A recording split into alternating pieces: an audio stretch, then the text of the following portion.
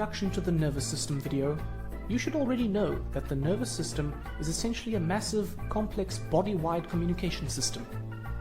Messages are relayed to the central nervous system through sensory neurons. So a stimulus is detected by a receptor which sends the electrical impulse message along a sensory neuron to the central nervous system.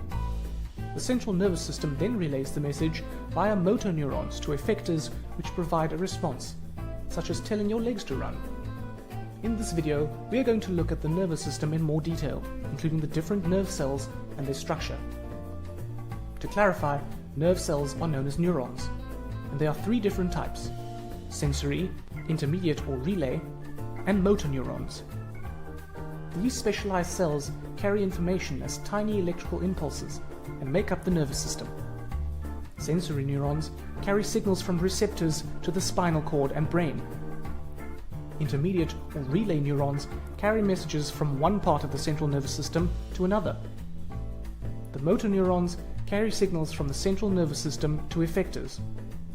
They all have three main components: a cell body with a nucleus, dendrons and dendrites, which are the input of the neuron.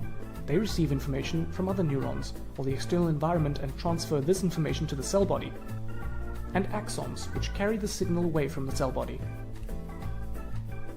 Axons are surrounded by an insulating sheath which speeds up the rate of conduction. It makes the nerve impulses travel faster.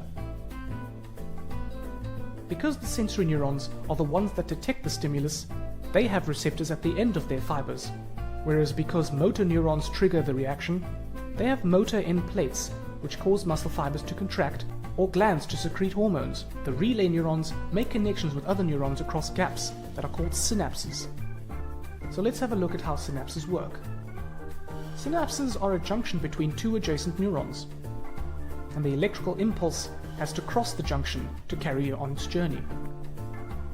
The electrical impulse arrives along an axon.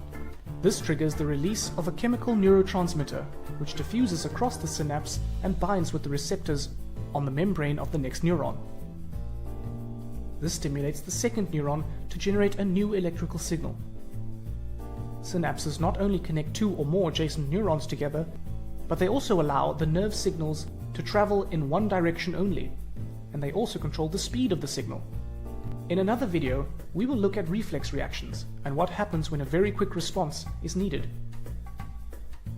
So from this video, you should know that there are three different types of neuron, or nerve cells: the sensory neuron, which detects the signal, the relay or intermediate neuron, and the motor neurons, which trigger the response.